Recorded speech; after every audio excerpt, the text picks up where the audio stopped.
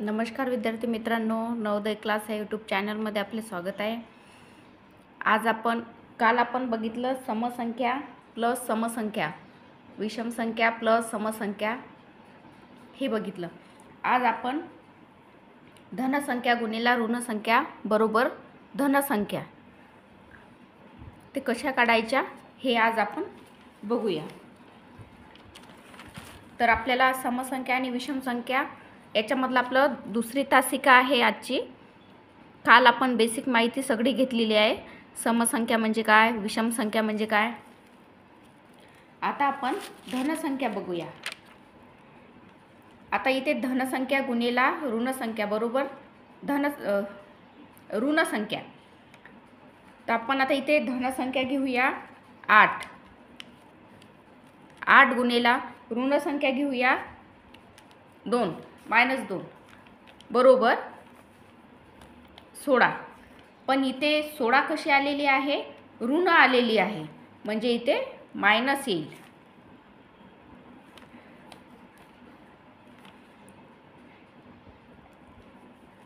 आता आपण बघूया धनसंख्या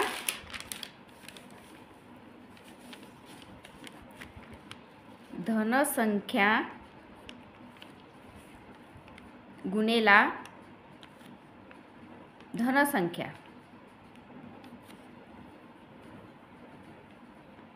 धनसंख्या गुणिले धनसंख्या बरोबर काय येणार आहे, धनसंख्याच येणार आहे।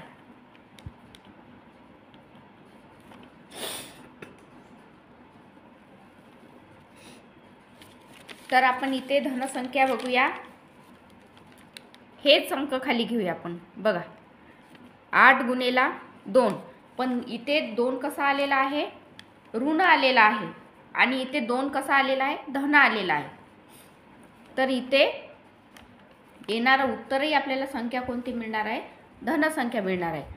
तर 8 दुनी 16, पण इथे 16 कसे आलेले आहेत, धन आलेले आहेत, आणि इथे 16 आलेत, पण इथे ऋण आलेले आहेत, म्हणजे -16 आलेले आहेत, आणि इथे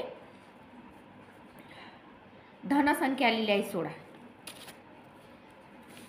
पुढचं उदाहरण बघूया आपण। ऋणसंख्या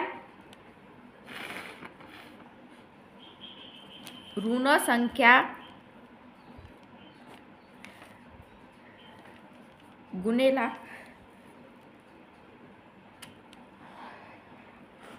ऋणसंख्या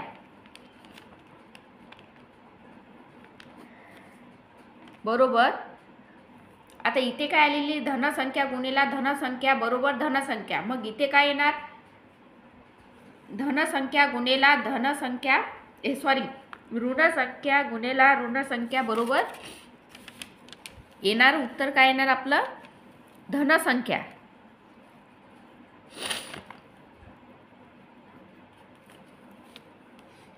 तर आता आपण इथे घेऊया, इथे काय आलेलं आहे, ऋण -4 गुणिले -7 बरोबर